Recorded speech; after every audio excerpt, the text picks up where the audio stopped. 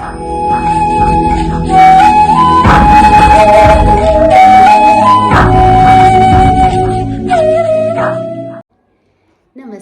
जी सभी को।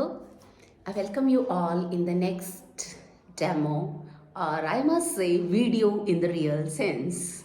सो mechanical oscillator हम लोगों ने बहुत डिटेल में डिस्कस कर लिया है, कैसे एनर्जीज कन्वर्ट होती हैं kinetic to potential and potential to kinetic, और किस तरीके से वर्क डन होता है। लेकिन जैसे मैं हमेशा कहती हूँ, मैंने सुना, मैं भूल गया, मैंने देखा, कुछ याद रहा, और मैंने करके देखा, मैं कभी नहीं भूला। सो उसी स्ट्रैटेजी पे चलते हुए today I am going to show you mechanical oscillator, how does mechanical oscillator work. So मैं आप लोगों को छोटा सा प्यारा सा मैकेनिकल ऑसिलेटर का एक मॉडल दिखाने जा रही हूँ। Let us discuss this.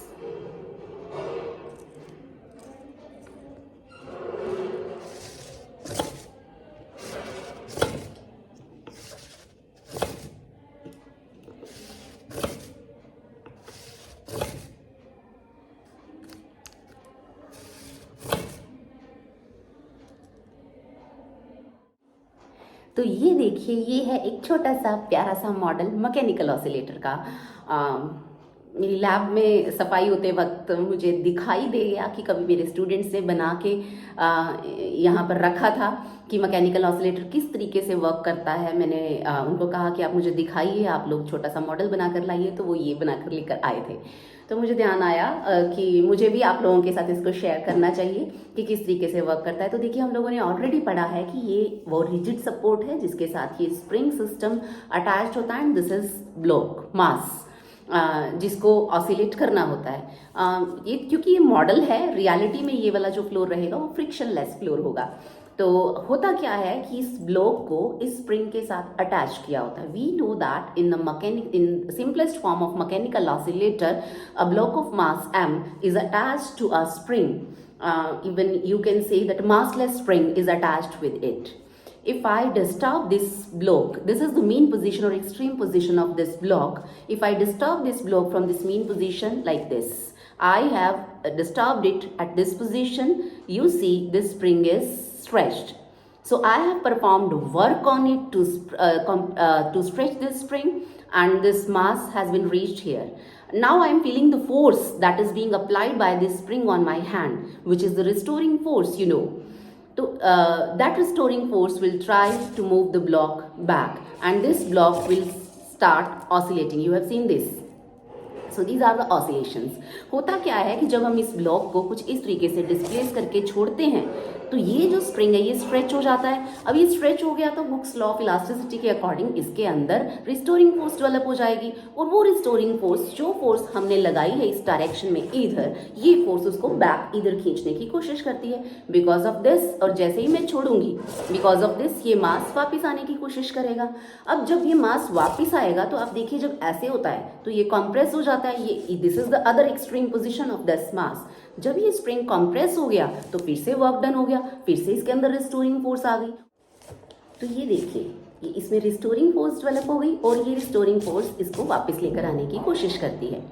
दूसरी बात, जब मैंने इस ब्लॉक को ऐसे खींचा, मैंने इसके ऊपर वर्क किया, और वर्क इसके कॉन्फ़िगरेशन को चेंज करने के लिए किया है, और जो वर्क कॉन्फ़िगरेशन चेंज करने के लिए किया जाता है वो work as potential energy store हो जाता है।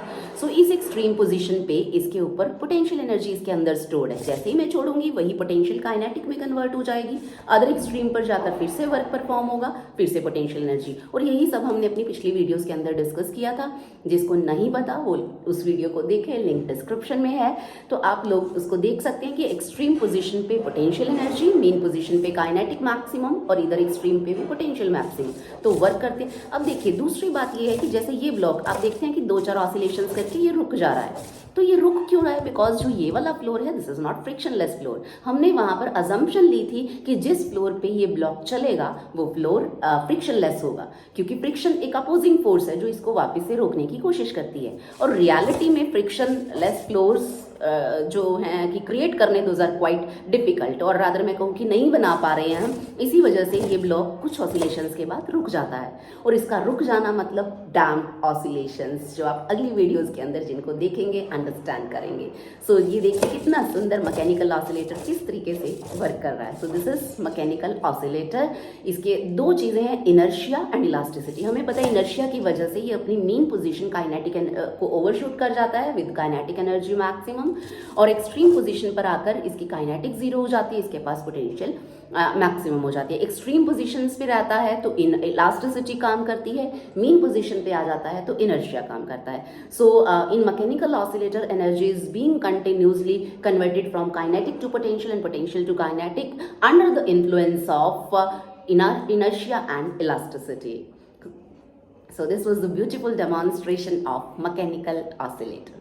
Thank you so much.